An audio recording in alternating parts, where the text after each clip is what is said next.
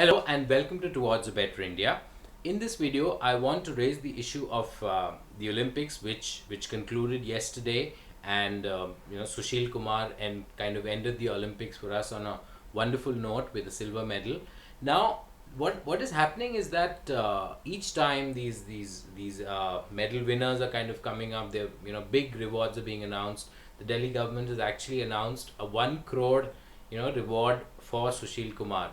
Now, the point that I want to make is that you're kind of, on one hand, you're kind of spoiling things, and the larger picture is that this kind of money invested on training, facilities, development, talent identification and development and nurturing purposes can actually generate, much bigger and better rewards for us in terms of sporting excellence.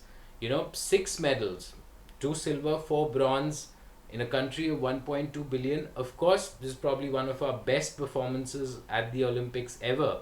But at the same time, it can be it should be much better than this. The fact that we didn't get a single gold at the Olympics is really sad.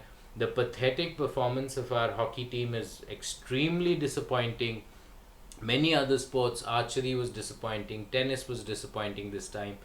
I'm very sure, in terms of presence of talent, there is definitely, nothing, there's no shortcoming whatsoever in this country.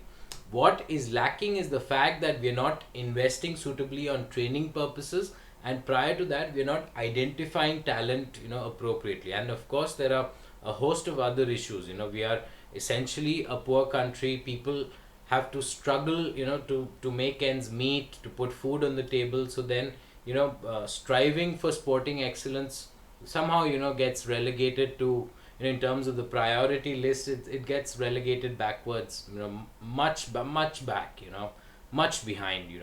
So therefore, at the same time, if there's a definitive focus in terms of identifying sporting talent, investing money on doing so, and it can be done very easily, I feel, if rather than the government having these federations and for different sports, if things are probably more in private hands, I personally feel, if say companies can be allocated different sports, you can say that, say a Mahindra, which is very active in football in the country, or a Tata, Tisco, which is majorly present in and around Jamshedpur, where a lot of the archers from the country, they've happened to come from.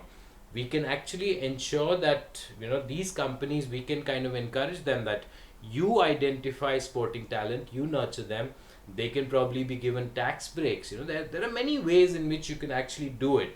As long as, this initiative is taken, there's a lot which can be done. So that's where I feel, there are certain things which are not being done, and instead of rewarding them, or maybe okay, you're rewarding them, which is great, because it's a source of so much delight and happiness for us that these sportsmen have actually brought sporting glory to our nation. Believe me, competing at the Olympics, where you're actually challenged with the best in the world, even a bronze medal is a spectacular achievement. So therefore they definitely need to be rewarded. 2 silvers, 4 bronze, excellent achievement, no doubt about it. But still, I feel invest more on training, invest on nurturing talent, invest on ensuring that they have all the facilities, all the infrastructure, all the equipment which these sports people need. I am very sure that we as a country, 1.2 billion people, we can definitely produce many more Olympics. So let's prepare from now for Rio 2016, and let's look forward to many more medals. Cheers.